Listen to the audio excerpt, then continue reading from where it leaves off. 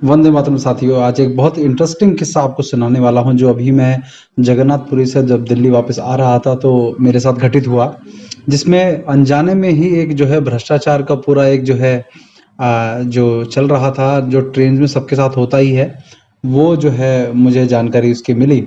तो उसके बारे में मैं आपको बताने वाला हूँ। तो ये हुआ क्या कि हम लोग लगभग शाम को 4 बजे रात को, जैसे आज शाम को 4 बजे हम बैठे, अगले दिन शाम को 7 बजे दिल्ली पहुंचनी थी, तो जो भुवनेश्वर से चली थी हमारी ट्रेन। तो पूरी रात का सफ़र करने के बाद जब अगला दिन लग सुबह दोपहर के लंच वगैरह की तैयारी होने लगी, तो मैंने देखा हमारे जो जो नॉन एसी स्लीपर में जो हम बैठे हुए थे, तो उसमें एक गरीब पिता पुत्र दोनों वो भी बैठे हुए थे। तो उन्होंने जो है सुबह सुबह उनकी रोटियां जो थी वो चूहा कुतर गया, तो उनके पास खाने के लिए केवल वही बचा जो ये फूले हुए चावल होते हैं जो जिसे खाया जाता है, जो भेलपुरी में डाला जाता है। तो वो चावल को पानी में मिला के वो खा रहा था, पानी उसमें मिलाया उसने और उसी करे दोनों पिता पुत्र ने वो खाया।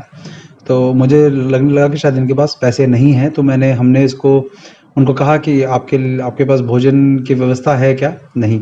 तो बोले नहीं हमारे पास। तो हमने फिर कहा कि चलो हम आपको भोजन करवाते हैं, क्योंकि हम लोग तो भोजन ट्रेन का जो है वो खाते नहीं हैं। तो उनके लिए हमने ऑर्डर करने के लिए हमने वो जब वो लेने आया, जो आईआरसीटीसी की तरफ से, इंडियन रेलवे की तरफ से जो पेंट्री होती है इसमें ट्रेन के एक डब्बे में, तो वहाँ से वो भोजन का ऑर्डर लेने के लिए सबके आ रहा था कि किस किस सीट पे कौन ऑर्डर करेगा। तो हमने उसको बोला भाई 2 थाली इनके लिए कर दो। कितने की थाली है ये पूछा हमने, तो उसने बोला 120 रुपए की। तो मुझे ये बात अच्छे से पता थी कि इंडियन रेल का जो ऑफिशियल मेन्यू है उसमें ट्रेन में 80 रुपए की है शाकाहारी थाली, और स्टेशन पे वो 70 रुपए की मिलती है। तो उन्होंने ये ट्रेन की जो 80 रुपए की थाली है वो 120 रुपए में दे रहे थे, लेकिन फिर भी मैंने उनको कहा कि आप इनको दे दो। तो 2 थाली हमने ऑर्डर करी, हमारे 240 रुपए बने। तो लगभग 12 बजे के करीब जो है, 1 बजे के करीब, 1 डेढ़ बजे कानपुर आने वाला था, उससे पहले जो है वो भोजन सर्व हो गया। मुगल सराय के बाद जो है कानपुर में ही रुकने वाली थी वो जो पंडित दीनदयाल उपाध्याय जंक्शन हो गया है मुगल सराय का नाम। तो उसके बाद 12 बजे करीब जब वो लंच लेकर आए, वो उन्होंने खाया। तो जब वो पैसे मांगने आया, तो हमने उसको बोला कि इसका बिल दे दो। मैंने जो है उसको कहा कि इसका बिल आपको दे दीजिए मुझे आप। तो वो एकदम से सक पका गया, बोला कि नहीं बिल तो नहीं है जी, इसका बिल तो नहीं मिल पाएगा। हमने कहा नहीं, आपका तो बिल के लिखा हुआ है आपकी पेंट्री में आगे अंदर कि बिना बिल के भोजन फ्री है। तो ये लिखा भी हुआ था, वो आप इस फोटो में देख सकते हैं। तो वो बहुत सकपका गया, बोला कि नहीं ऐसा नहीं होता है। तो हमने कहा ऐसा करो अपने मैनेजर को बुला के लाओ, हम मुझसे बात करेंगे। तो वो एक व्यक्ति को लेकर आया, वो उसने बैठ के बातचीत बोली, तो बोलने लगा कि हाँ जी बताइए क्या परेशानी है। तो मैंने उनको बोला कि भाई ऐसे ऐसे करके हुआ है। तो मैंने कहा आप मैनेजर हो? कहते नहीं मैं मैनेजर नहीं, मैं पेंट्री मैन हूँ। तो वो पेंट्री मैन को मैनेजर के रूप में लेकर आ गया। और मैंने उसको बोला फिर, लेकिन वो उसकी जो भाषा थी वो ये थी कि सर आजकल तो आपको पता ही है सब जगह ऐसा होता है। तो तब तक मैंने रिकॉर्डिंग वीडियो की शुरू नहीं की थी। तो उसने बोला सर कॉपरेट थोड़ा आप भी करिए, हम लोग भी जो है थोड़ा सा कमाने के लिए हैं, ये है वो है, ऐसा करके उसने बोला। तो मैंने उसको बोला लेकिन हम लोग तो, पैसा तो हमारी जेब से जा रहा है ना, आप लोग तो। उसने बोला कि सर ऐसा तो होता है ये हो। तो फिर थोड़ी देर बाद वो खिसिया के चला गया, बोला मैं जो है मैनेजर को भेजता हूँ बिल लेके, कुछ करके ऐसे करके। तो 1 घंटा हो गया। तो तब तक हमारे हमारे भोजन की व्यवस्था जो है, कानपुर के हमारे एक साथी हैं, समर्थक हैं, जिनका नाम विकास विश्वकर्मा है, उनकी माँ ने बहुत प्रेम से भोजन बनाकर हमारे लिए जो है कानपुर स्टेशन पे जो है भेजा। वो भाई हमारे लिए भोजन लेकर आया, हमने वो घर का माँ के हाथ का बना भोजन किया, बड़ा अच्छा अद्भुत वो अनुभव रहा हमारा। और यही मुझे लगता है हमारी असली पूंजी है, जो राजीव भाई के कारण जो है हम सामाजिक जीवन में आए, कि लोग जो है हमारे लिए भोजन ट्रेन में भी पहुंचा देते हैं बड़े प्रेम भाव से, वो भी किसी प्रकार की संकोच के बिना, किसी प्रकार की शिकायत के बिना, बहुत अच्छा उनको लगता है प्रेम से। तो वो मैं आपको चित्र दिखाता हूँ। तो हमारा जब भोजन जब हो गया, तो उसके बाद हमने सोचा कि चलो टहला जाए, पेंट्री की तरफ जाया जाए, और पेंट्री में जो है वो देखा जाए कि वो मैनेजर क्यों नहीं आया है। तो हम जब गए तो वहाँ पर ये आपको भी मैं वीडियो दिखाता हूँ। वहाँ पर एक मैनेजर, एक व्यक्ति बैठा था। उन्होंने सबसे हमने पूछा कि भाई मैनेजर कहाँ है, तो वो बैठा हुआ था। उसने बोला बैठिए मेरे पास, बैठ गए। मैंने कहा पहले अपना आईडी दिखाओ। उसने बोला प्रॉब्लम क्या हुई? मैं कहा नहीं आईडी दिखाओ, क्योंकि अभी आपसे पहले कोई पेंट्री मैन जो है वो मैनेजर बन के आ गया, मैं उसके सारी कहानी सुना दी, फिर कहता है जी मैं तो पेंट्री मैन हूँ, पहले मुझे अपना आईडी दिखाओ। तो ये जो आईडी अभी मैं आपको दिखा रहा हूँ, ये आईडी उसने मुझे दिखाई, रोहित सिंह नाम था उसका। और उसने वो आईडी दिखाई, तो उसके बाद मैंने उसे बोला कि आप जो है ये ऐसा क्यों करते हो? तो उसने बोला सर ये तो ऐसे ऐसे करके, अभी तक मैंने वीडियो ऑन नहीं किया था कि सर ये तो होता है, आपको पता है कैसे चलता है, हम तो सेवा कर रहे हैं, आपकी जो है सर्विस कर रहे हैं, रिस्क उठाकर आप लोगों के लिए कर रहे हैं। तो मैंने उसको बोला, मैं कहा भाई रिस्क उठा के कर रहे हो? मैं कहा तुम इतने परोपकारी, आज ये देश कैसे हो गया? ये सरकार का प्रभाव है या क्या किसी का प्रभाव है? कोई दैवीय कोरोना के कारण इतना वो हो गया? क्योंकि मैं आपको विषय बता देता हूँ कि ये कोरोना के समय में भारत सरकार ने क्या खेल खेला कि उन्होंने टिकट के रेट नहीं कम किए, ना राजधानी के, ना दुरंतो के, हम किसी भी के भी रेट कम नहीं किए। लेकिन उस जैसे राजधानी में या उसमें जो ट्रेन में मिलने वाली सुविधाएं थी वो ख़त्म कर दी। तो उसमें क्या किया गया कि आपको खाना भोजन जो है वो मिलना बंद हो गया। पहले ट्रेन की टिकट में खाना सम्मिलित होता था, तो आप चाहे दुरंतो में सफ़र करते थे या राजधानी में, शताब्दी में, तो भोजन जो है उसमें होता था। लेकिन अब जो है ट्रेन का टिकट का दाम तो कम नहीं हुआ, लेकिन ये सुविधा हट गई। और जो बिस्तर मिला करते थे ओढ़ने वो भी जो है बंद हो गए, पहले वो मिला करते थे। तो कहीं ना कहीं मुझे लगता है कि जो प्राइवेटाइजेशन होने वाला है उसमें जो प्राइवेट कंपनियां कभी भी ये भोजन का और ये सब बिस्तर वगैरह उपलब्ध कराने का बोझ इस टिकट में नहीं सहन कर पाएंगी। तो उनके लिए इस कोरोना के माध्यम से ये माहौल बनाया गया कि उनको ये खर्चा ना वहन करना पड़े।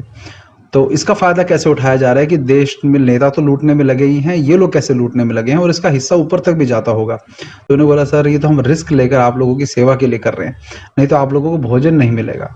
तो मैंने उसको बोला, मैं तेरे तो चरण पड़ जाना चाहिए, मैं तो तेरे चरणों में गिर जाना चाहिए। तुम जैसे लोग हम भूखे ना मरे इसके लिए इतना बड़ा रिस्क उठा रहे हो कि भारतीय रेल की पूरी सुविधाएं यूज करके जो है थाली बेच रहे हो, 80 रुपए की थाली 120 में बेच रहे हो और उस 120 रुपए का बिल भी नहीं दे रहे हो।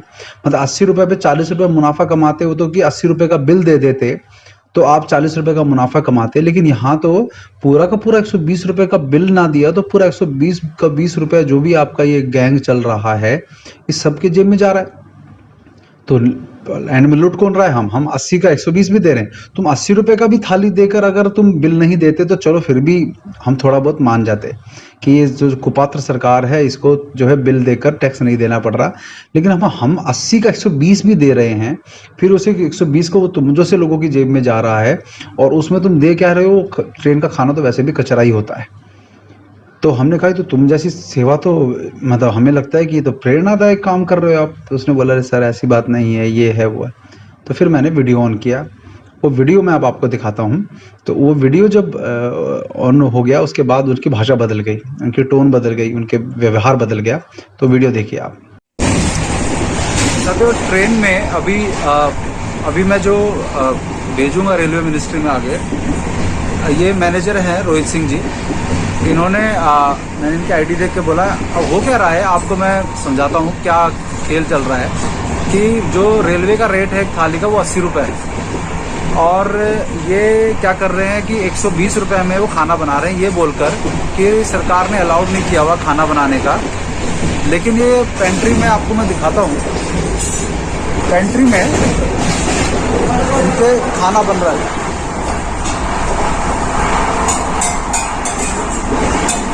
ये पैसेंजर के लिए खाना बना रहे हैं ना भैया? नहीं फिर मेरा के लिए, हम लोग के लिए, सब के लिए। अच्छा, जो पैक होके जा रहा है वो खाना किसके?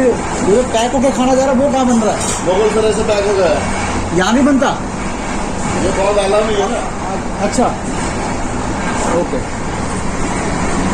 तो इनके पास जो ये थाली सामने परस रहे हैं, सामने थाली के खाली वो पड़े हुए यहाँ से पैक होके जा रहा है।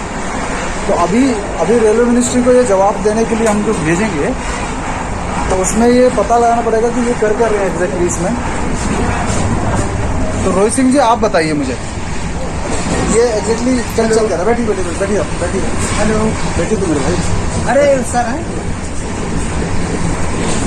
वो कह रहा है खाना क्यों बन रहा है?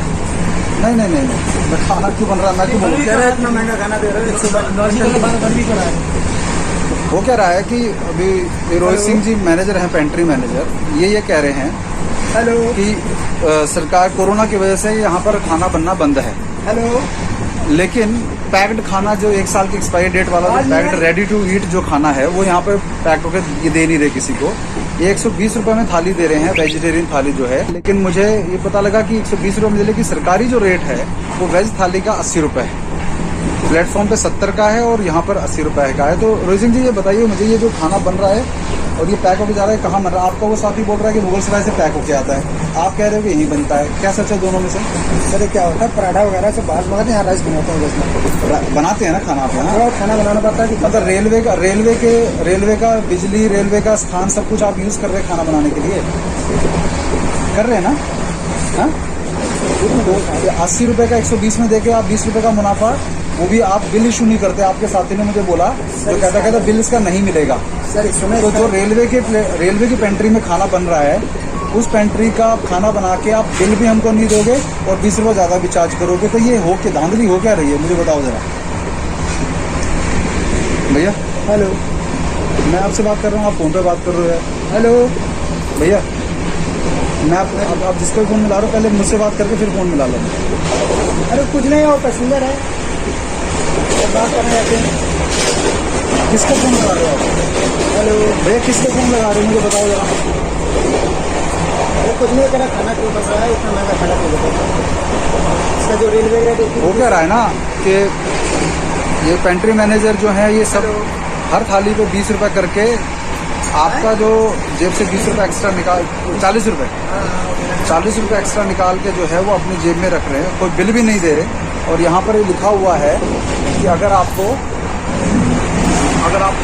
बिल नहीं मिलेगा, no bill food is free, मतलब बिल नहीं होगा तो फूड फ्री होगा। तो आप सभी ये कर सकते हैं कि थाली मंगवाए और ये बिल ना दें, तो आप पैसे नहीं दोगे तो ये कुछ नहीं कर सकते। ये बिल, अगर बिल देंगे तो फंस जाएंगे, क्योंकि थाली यहाँ पर बन नहीं रही है। IRCTC का रेट 80 रुपये का है। तो ये अभी धांधलेबाजी जो चल रही है यहाँ पर, हम तो कोई समस्या खड़ी नहीं होगी। बताओ मुझे आप, देखिए सर, क्या चल क्या रहा है? क्या चल रहा है सर? वीडियो क्यों बना रहे हैं, क्या बात? वीडियो इसलिए बना रहा हूँ, आपने कहा कि मैं झूठ बोल रहा हूँ। आपको प्रॉब्लम क्या है? हमें बताया आपको प्रॉब्लम क्या है? प्रॉब्लम ये है कि आप 20-40 रुपये लोगों की जेब से लूट कर बिल भी इशू नहीं कर रहे हो। इतना लाइसेंस, इतना महंगा लाइसेंस फीस आ रहा है, तो पैसा कहाँ से? तो मतलब आप धांधली कर रहे हो ना? गांधी का 90 हज़ार रुपये से झूठ बोल रहे हो ना? वो छोड़, आप रखिए, क्या इसको आप रखिए, आप मत लगाना, दोबारा फोन को हाथ मत लगाना। नहीं आप अड़िए, आप देखिए जो आपको करना है। चलो, अभी वीडियो आपने देखा तो इसमें एंड में इसने कहा कि आप जो है वो नीचे कर लो इसको। उसने मेरे फ़ोन को हाथ मारा और मैंने बोला कि फ़ोन को दोबारा हाथ मत लगाना। तब तक रियलाइज़ हुआ कि उसने मास्क भी नहीं पहना हुआ था, तो तुरंत उसने मास्क पहन लिया। और जो बाकी अंदर जो लोग बना रहे थे वो सब भी एक तरह से चिढ़ गए थे हमसे कि ये कौन है जो हमारी सच्चाई उजागर कर रहा है। तो वो तो स्वाभाविक है कि ऐसा होना है। तो फिर उसके बाद मैंने जो है कंप्लेन की, एक 139 नंबर जो है रेलवे का होता है, उस पर कॉल करके कंप्लेन दर्ज कराई। एक रेल मदद करके भी होता है, उस पर भी आप कंप्लेन दर्ज करा सकते हैं, एप्लीकेशन है रेल मदद करके। तो ये जो रेल मदद से कि तो थोड़ी देर बाद हम अपनी सीट पे हम चले गए। तो थोड़ी देर बाद जो तीनों चारों टीटी थे ट्रेन के, वो ढूंढते हुए आए मुझे कि वीरेंद्र सिंह कौन है इस सीट नंबर पे। तो मैं जब उनको बोला तो उन्होंने मुझे क्या बोला कि सर आपने जो है क्या परेशानी हुई आपको। तो वो भी वैसे कर तो उन्हीं की पैरवी करने आए थे, लेकिन वो मेरा शुभचिंतक बनने की कोशिश कर रहे थे कि सर आपसे कितना पैसा लिया गया। तो मैंने बोला 120 रुपये लिया गया। तो सर मैंने कहा 80 रुपये की थाली होती है, मैं आपको रेल का मेन्यू दिखा रहा हूँ, तो सर हम आपको 40 रुपये वापस करवा देते हैं। तो ये सॉल्यूशन जो है, तो मैं हंस पड़ा एकदम से। तो मैंने बोला आप मेरे 40 रुपये देकर पूरी ट्रेन से जो हज़ारों रुपए आपने लूट लिए, तो अगर मेरे 40 रुपये वापस करोगे तो 2 चीज़ें करनी पड़ेंगी। एक तो आपको 80 रुपये का बिल देना पड़ेगा, दूसरा पूरी ट्रेन के 40 रुपये मैं वापस करवाऊँगा। ये अगर आपकी हिम्मत में है तो जाके पेंट्री मैनेजर है जो भी वहाँ पे इंचार्ज है उसको बोलो कि ये करना पड़ेगा, क्योंकि मेरे पास अभी कानपुर से दिल्ली पहुँचने के लिए 5-6 घंटे हैं और मैं बहुत आराम से पूरी ट्रेन में जाकर सबको ये कहूँगा कि मुझे 40 रुपये वापस मिले, तो सबको 40 रुपये वापस भी देने पड़ेंगे और बिल भी आपको देना पड़ेगा, ये ध्यान रखना। तो वो हिल गए, कहते सर आपने वीडियो बना लिया, वो अलाउड नहीं है। मैं कहा मेरा अधिकार है वीडियो, आप नहीं रोक सकते। तो वो टीटी भी जो है वो सक पका के जो है गए वहाँ पर, फिर कोई अटेंड नहीं होने के लिए आया। तो ये सब पूरी कहानी चली और उसके बाद वो शायद प्रार्थना कर रहे होंगे, तो वो पैसा भी लेने नहीं आया। जो बाकी सब लोगों से तो ले लिया होगा ऑब्वियसली, हमसे तो वो पैसा 120 रुपए 240 रुपए लेने भी नहीं आया। हम फ्री खाना खाना नहीं चाहते थे कि जो अपने साथियों को खिलाया हमने। लेकिन विषय ये था कि वो जो धांधली कर रहे थे, जो बदतमीजी बाद में उन्होंने करनी शुरू की, तो वो जो है हमें गंवारा नहीं थी कि एक तो भ्रष्टाचार करो, ऊपर से जो है आप हमें अकड़ के भी बात करो। तो साथियों ये जो पूरी कहानी है ये हमें ये दिखाती है। फिर इसका नतीजा क्या निकला ये भी बता देता हूँ मैं आपको, कि रेलवे की जो रेल मदद में भी कंप्लेन लॉन्च होती है, उसका जो नंबर आता है वो भी लोग 2-3 घंटे बाद क्लोज कर देते हैं, ये कह के कि हमने हायर अथॉरिटीज़ को इन्वेस्टिगेशन के लिए दे दिया। अब हायर अथॉरिटीज़ को इन्वेस्टिगेशन जो होती है वो भी मुझे लगता है कि यहाँ से कुछ ना कुछ हिस्सा जाता होगा, तो वो भी जो है इसको डामाडोल तरीके से करते होंगे, क्योंकि ये बहुत बड़ा अमाउंट है। आप समझो मेरी बात, मैं कहता हूँ अगर 500 लोग भी पूरी ट्रेन में खाना खा रहे हैं तो कितने रुपए बनते हैं 120 के हिसाब से, अब कैलकुलेट करिए। 120 रुपए गुना 500, ये तो मैं कम लगा रहा हूँ, हो सकता है ज़्यादा भी लोग हों। 500 भी होता है तो 60,000 रुपए बनते हैं एक चक्कर के। उसमें सबको बंटता होगा, ऊपर भी हिस्सा जाता होगा। तो ये जो रेजोल्यूशन करने वाला जो काम है, ये जो रिजॉल्व करने का जो काम है, ये जिनके हाथ में है वो आप ट्रेन से उतर जाते हो, उसके कुछ नहीं होता। लेकिन इस केस में क्या हुआ, ये साई राम ओम श्री साई राम या ओम साई राम करके एंटरप्राइजेस कुछ था, जो आनंद विहार पे भी उनका एक आउटलेट है, वो उन लोगों को ठेका मिला हुआ था। तो वहाँ से मुझे कॉल आया, तो उसने बोला सर हम तत्काल प्रभाव से उस मैनेजर को सस्पेंड कर रहे हैं। और बड़ी बात ये है कि जो मैनेजर जो है सस्पेंड, रोहित सिंह सस्पेंड ये कर रहे थे, वो भी सब्स्टिट्यूट मैनेजर था। राहुल गुप्ता नाम का जो इनका मैनेजर था वो छुट्टी पे गया हुआ था, तो उसकी जगह ये आया और ये फंस गया। तो मैंने उसको ये बोला कि तुम रोहित सिंह को बलि का बकरा बना के तुम इतने बड़ा जो तुम्हारा ये पूरा नेक्सस चल रहा है, इसको तुम कैसे जस्टिफाई कर पाओगे? मतलब उसको एक को बेचारे को तुम कर दोगे तो तुम्हारा ये बंद हो जाएगा, आपसे तुम्हारा थाली का प्रॉब्लम नहीं आएगा, तुम 80 रुपए में दोगे बिल के साथ। हेलो। हाँ जी वीरेंद्र जी नमस्कार। नमस्ते भाई। मैं प्रताप जेना बोला था ओम साई राम एंटरप्राइजेस से। हाँ जी बताइए भाई। जी बॉस, आपसे एक कंप्लेंट था जो आपकी ट्रेन में अभी सफ़र कर रहे थे।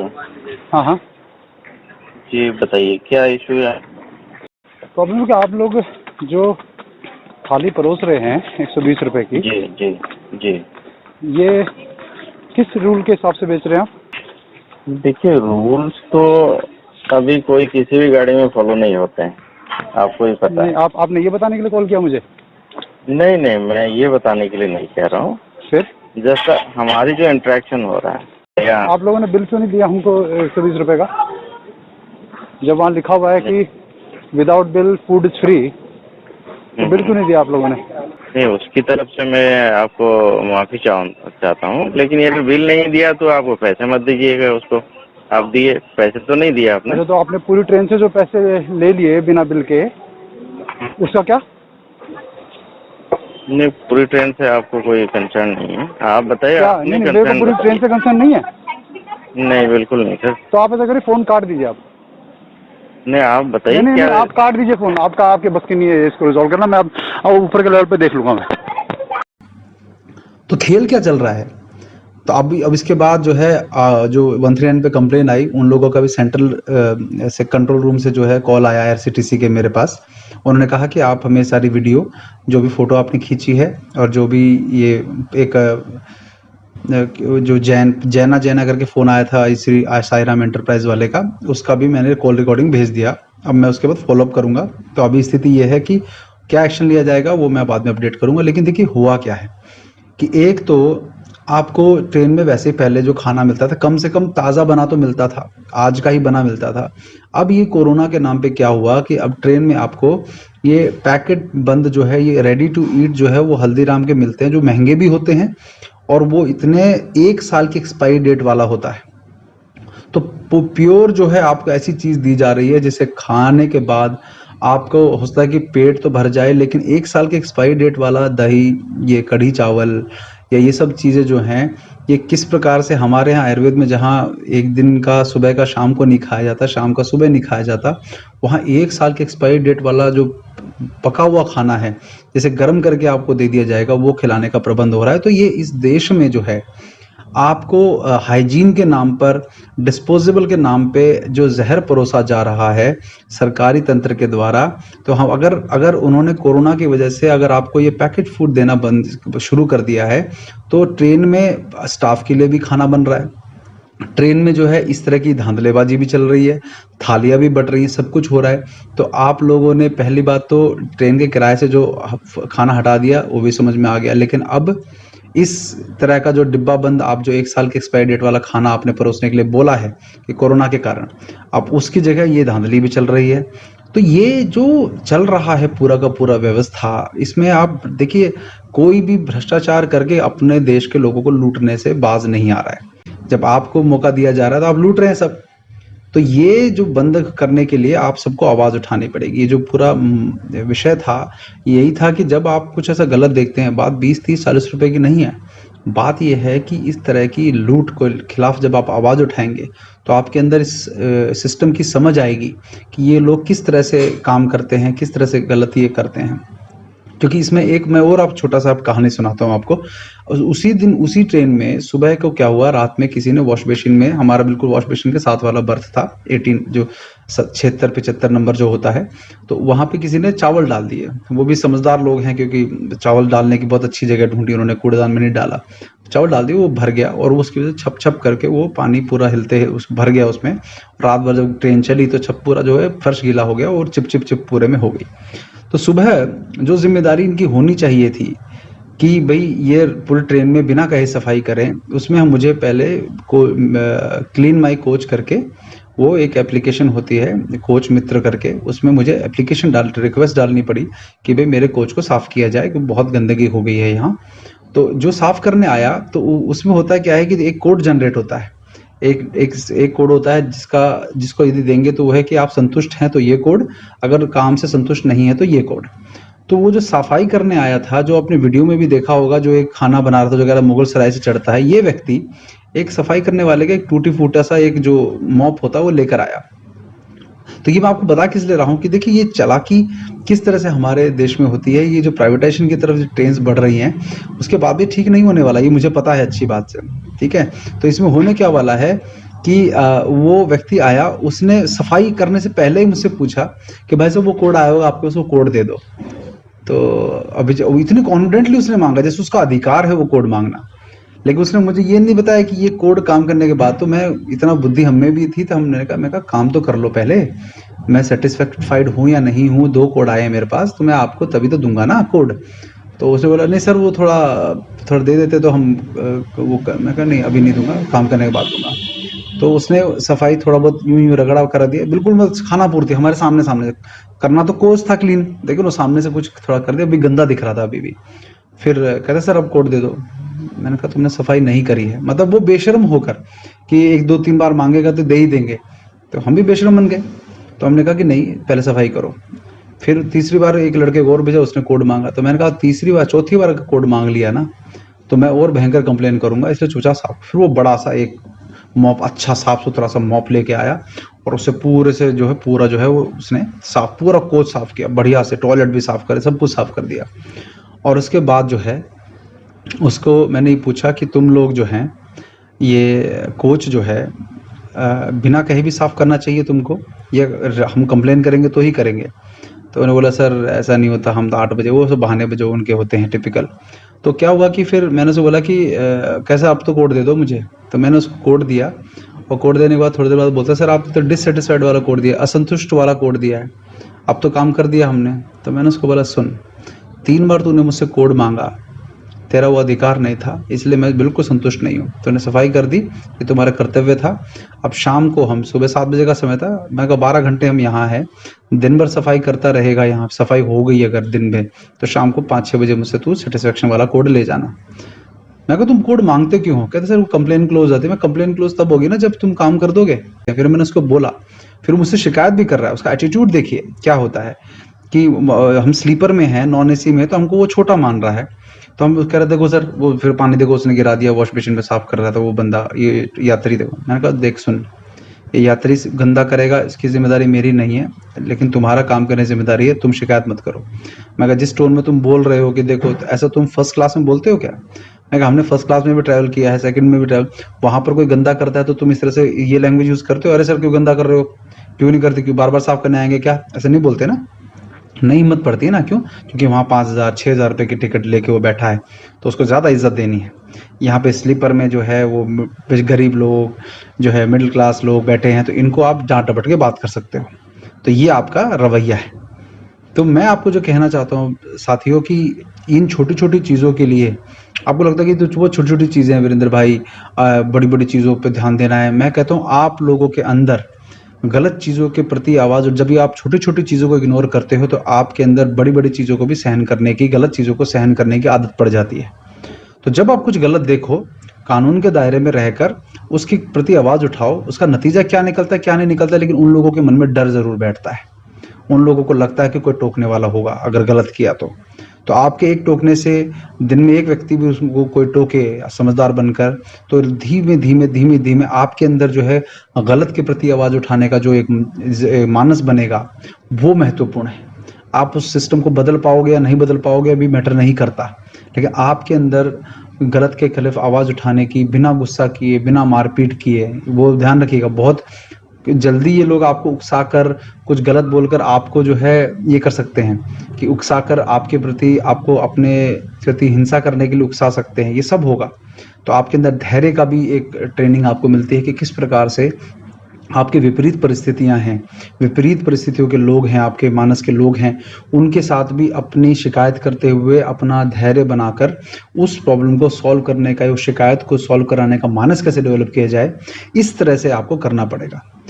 आप यदि परिवार के साथ हैं तो उस विनम्रता के साथ आपको ये करना है, क्योंकि बहुत जगह यदि आप जो है मीठे बनेंगे तो जब आप जो है ज़्यादा सहज बन जाएंगे तो मीठे फलों को जल्दी तोड़ा जाता है। तो थोड़ा कड़वा बनना पड़ेगा।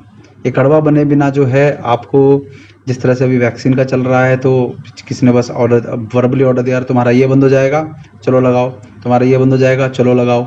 तो भेड़ बकरी बन जाओगे आप यदि आप ये मानस नहीं बनाओगे। तो साथियों, ये मेरी बात आप ध्यान रखिए, इस बात का जो मैं कहना चाह रहा हूँ कि गलत के खिलाफ आवाज़ उठाने का मानस बनाइए, नहीं तो हम जीवन भर इसी प्रकार से जो है गुलामी में जीते रहेंगे और हमारे अंदर, हमारे बच्चों के अंदर गुलामी का मानस आ जाएगा।